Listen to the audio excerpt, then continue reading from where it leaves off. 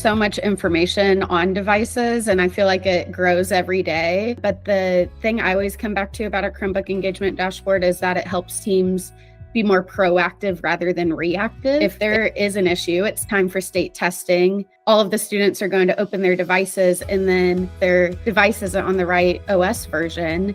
Now you have a big issue. You have to push your test window back. You have teachers who are frustrated because they didn't prepare lesson plans for that day because they were planning on state testing. Where our Chromebook engagement dashboard, if you were to look at that, a week or two before state testing, you would be able to identify those issues before it even became a problem. If you look at the amount of money that school districts are spending now on Chromebooks, Chromebooks are a huge investment for school districts. And so, like any other type of investment, you want the ability to sort of monitor and track that investment. What makes our Chromebook engagement dashboard somewhat unique is not only the ability just to track the devices. There's a lot of companies that can do that, but what we also do is track the students' engagement with the device. So for example, like what grade levels they're using the devices more than particularly another grade level. How often are they using? How many hours per day are they using? At the end of the day, you spent hundreds of thousands of dollars, if not millions of dollars on those devices.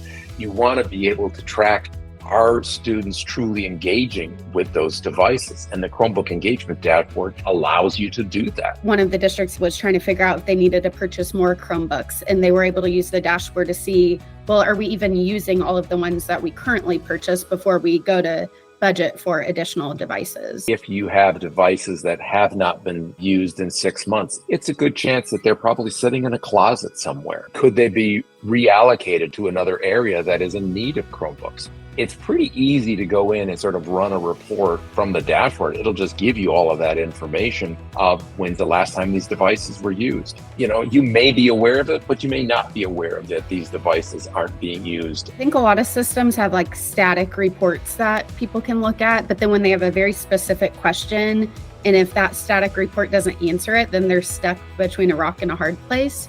Because we have so many different ways you can filter the data or group the data, you can get really specific and custom on what you're looking for. And it's super flexible in the design of that. They may start with a visualization, the default one, and then they may choose that now they want to filter down to a specific building that will update.